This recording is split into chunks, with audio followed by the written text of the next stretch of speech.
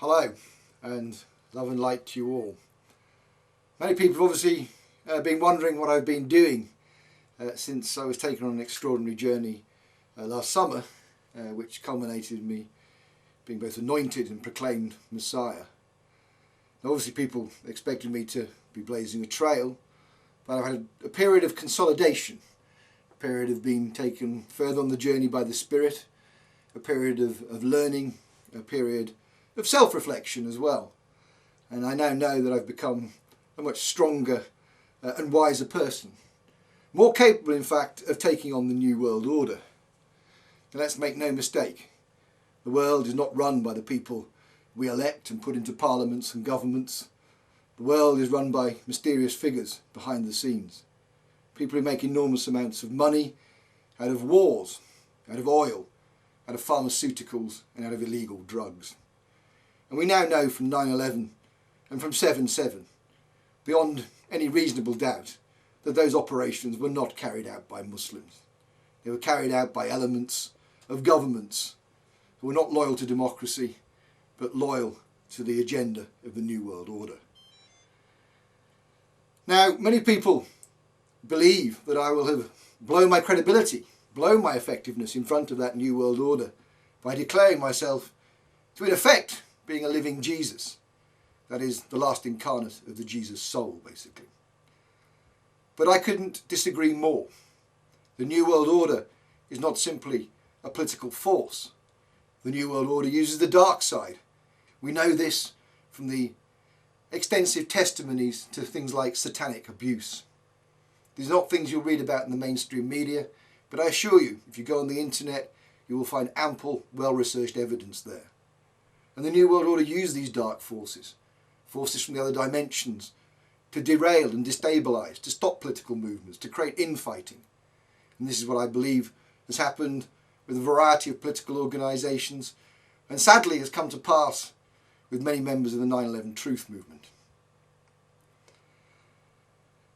That New World Order, using those dark forces, has tried to convince us that Jesus came 2,000 years ago and changed nothing, or that Jesus didn't come at all, or that he came and he wasn't divine.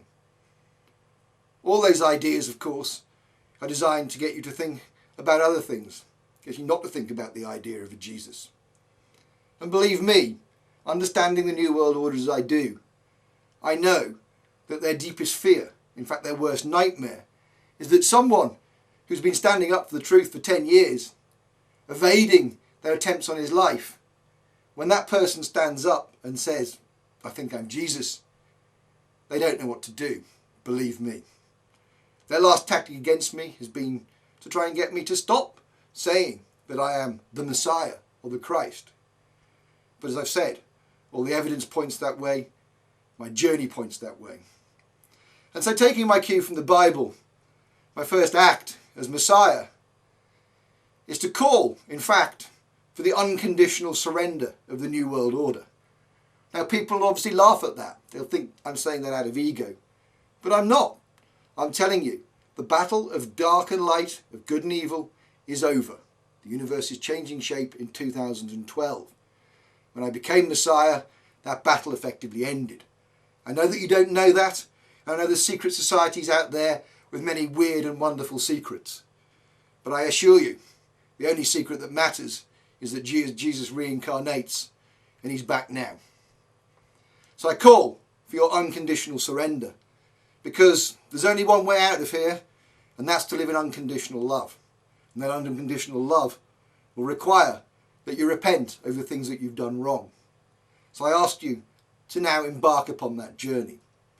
But in case you don't want to embark upon that journey, I know from coming up against you so often, from studying you, that you are actually in a weak position at the moment.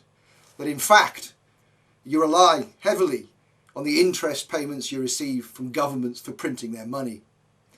So, taking my cue from Jesus in the Bible, the first thing I'm going to say and do is turn the tables on the moneylenders. And I say to every government in the world, print your own money.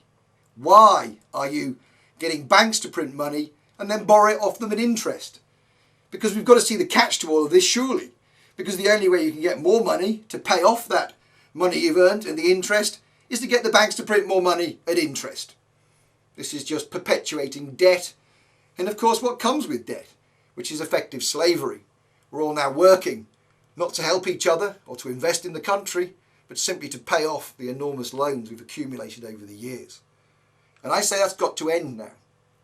And I'll tell you now, it will be amazing how the world will change once governments do take control of the money supply. Because then those governments will be in charge. Because until now, every country in the world has been controlled by a central bank. We know from their documents, like the Protocols of the Elders of Zion, that they were going to use the money supply to create recessions and depressions. And that's exactly what they have done throughout the 20th century and are doing now, basically. So I say to you, Gordon Brown, we stand in a moment of history.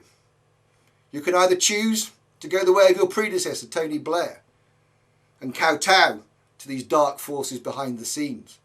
But you should know that if you do that, you will be consigned to the same fate as Blair, a man whose only legacy is to be remembered as a man who lied over the Iraq War. And if you don't do this, if you don't take control of the money supply, I know that those same bankers, those same dark forces will continue to manipulate you while you are Prime Minister. You will not be free to make decisions in the interests of this country. You will be a puppet making decisions on behalf of the New World Order. And I'd appeal to you as well as a man. You've obviously become Prime Minister. This was your ambition in life. But when you set out on that journey, I doubt that in your heart you wanted to serve the interests of the money men. You're a socialist. You want to serve the interests of the people, to create a better world, a world in which we are more equal, in which people don't take more than their fair share. So you can do that now. You have the power to do it. And I ask you to take a very brave step. We know from history that people who have tried to take control of the money supply have been assassinated. Julius Caesar is an example. John F. Kennedy, Abraham Lincoln. Other revolutions have been in effect about control of the money supply, like the 1688 Glorious Revolution in Britain and the American War of Independence. So, it will be a brave step, believe me. But not to take that brave step is to be the way of the sheep. It's the coward's way out. And you're not just selling yourself out in those circumstances, you're selling out the millions of people in Britain, billions of people across the world. But think of the other thing. If you do this, you set a beacon for democracy and liberty across the world, for a new way of working. This country, which has effectively formed the modern world through our inventions, through our contributions to culture, through novels, through sport. We invented the modern world. We used to blaze a trail. And I'm asking that you do that again. As I say, this is a time when you need to take courage and be brave.